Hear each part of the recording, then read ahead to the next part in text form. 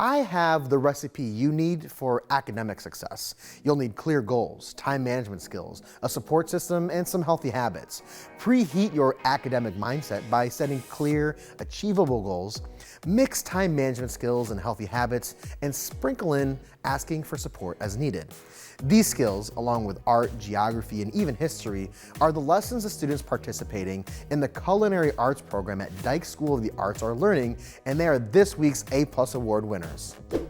Chef Cartwright has been working as a teaching artist for 3 years, but he is not just a culinary artist, he is also an actor, singer, and makeup artist, and has taught programs for different disciplines. Chef's classes are not about lecturing. He thinks that hands-on learning, along with theory and ethics, are a recipe for success in and outside the classroom. Every lesson is a friendly competition amongst classmates. One of the challenges was to make the most appetizing strawberry shortcakes they can, and Alora won with her adorable kitty cakes. A-sharie and Amyla learned how to write a recipe to share with other people. They had to write up clear step-by-step instructions and list out all the ingredients for the recipe. A-sharie picked a delicious buffalo chicken dip recipe, and Amyla wrote an easy-to-do orange chicken meal. Oh my God, that sounds so good. 7th grader Sasha really likes that the school offers this elective and looks forward to class every Friday. The program is also designed to teach students to be self-sufficient. Self-sufficient means being able to take care of your needs without outside help. Chef Cartwright teaches them about home economics, but in a relatable way.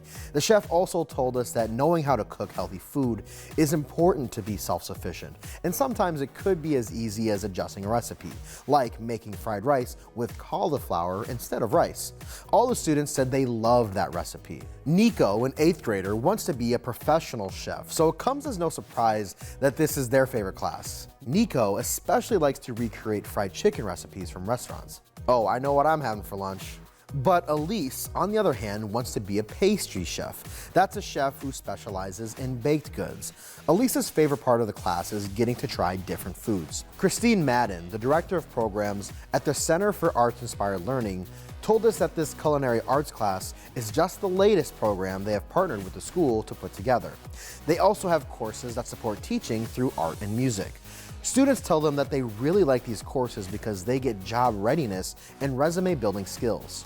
This week's A+ award goes to the Culinary Arts class for learning good communication skills and home economics, all while cooking up some delicious and nutritious meals.